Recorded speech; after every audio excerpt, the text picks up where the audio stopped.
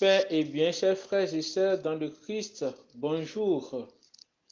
À la lumière des textes que l'Église nous propose aujourd'hui, un chant me vient à l'esprit pour introduire la méditation. Je suis chrétien, voilà ma gloire, mon espérance et mon soutien, mon chant d'amour et de victoire. Je suis chrétien, je suis chrétien. Peut-être c'est ce chant-là que l'eunuque éthiopien a entonné après avoir reçu le baptême au nom de Jésus de Nazareth. Les textes de ce jour nous replongent dans la méditation du sacrement ou des sacrements que l'Église célèbre pour la vie de chacun de nous. Les sacrements, signes visibles qui nous introduisent dans des réalités invisibles. C'est ça la signification de ce que c'est que le sacrement. Et aujourd'hui, nous voyons cet homme assoiffé de Dieu, cet eunuque qui, après un pèlerinage, se mit à lire la parole de Dieu. Combien de fois, toi, mon frère, ma sœur, lis-tu la parole de Dieu? On est autosuffisant quelquefois. Je n'ai pas besoin de lire. Combien de fois lis-tu la parole de Dieu en une journée? Et ce eunuque, en lisant la parole de Dieu, Dieu a suscité quelqu'un. Il a mis quelqu'un devant lui pour le catéchiser. Combien de fois, en lisant la parole de Dieu, demandes-tu à quelqu'un de t'aider à mieux comprendre cette parole? Aujourd'hui, nous avons des types de lecture.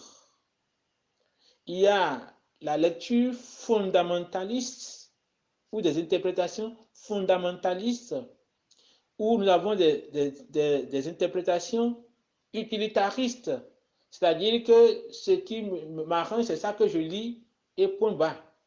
Fondamentaliste, oui, voilà, ça a été dit comme ça, il faut faire ça comme ça. Ici, l'eunuque s'est mis au pied du disciple pour dire, je t'en prie, explique-moi de qui parle le texte. Et chaque texte, chaque lecture, chaque parole que nous lisons nous est adressée personnellement.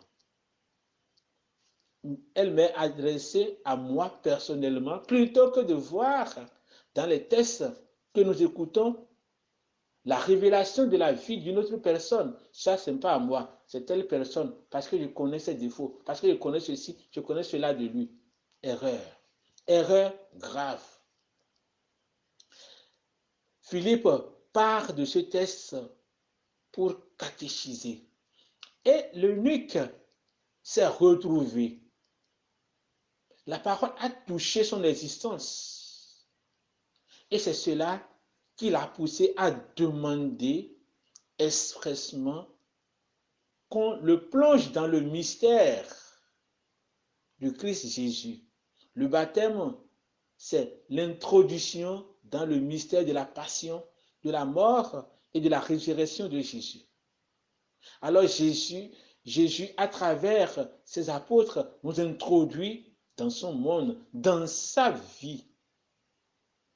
Nous sommes vers la fin de l'année catéchétique déjà, et on se prépare pour tel sacrement ou tel autre sacrement, ou d'autres ont été déjà baptisés la nuit de Pâques. Avons-nous la compréhension de ce mystère ou de ces mystères dans lesquels l'Église nous plonge? Oui, voilà.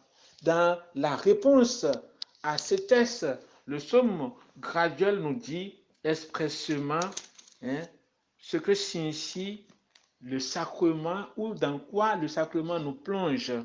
Déjà, la première strophe nous dit: faites retentir sa louange, car il rend la vie à notre âme. Il a gardé mes pieds de la chute.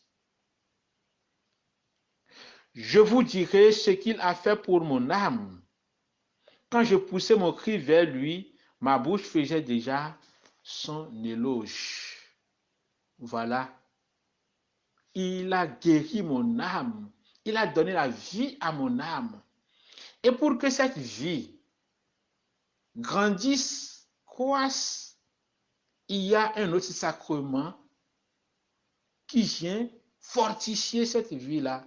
Le sacrement de l'Eucharistie dont Jésus parle dans l'Évangile.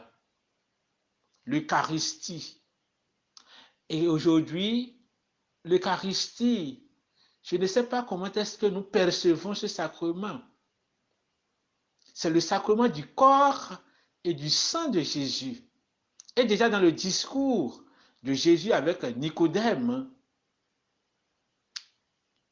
Jésus dit la parole, le destin de Dieu sur l'humanité. Dieu a tant aimé le monde qu'il a donné son Fils unique afin que quiconque croit en lui ne périsse pas, mais ait la vie éternelle. Dans l'Eucharistie, Jésus ne donne pas une partie de soi-même, mais il se donne tout entier, corps, âme et esprit. Comment est-ce que je m'approche de ce sacrement? Est-ce que ce sacrement crée en moi la conscience, crée en moi la foi, où je communie même sans savoir ce à quoi je communie? Parce que si je suis conscient de ce à quoi je communie, je dois vivre la vie de celui-là qui m'introduit dans sa vie. Et c'est en cela que Saint Augustin dit: deviens ce que tu reçois. Deviens ce que tu reçois. Demandons au Seigneur. Ce n'est pas nous qui mangeons le Seigneur, mais c'est nous qui sommes transformés en lui. Ce n'est pas nous qui transformons le Seigneur, mais c'est le Seigneur qui nous transforme en lui. Alors, laissons-nous transformer en Jésus pour être des Christ dans le monde.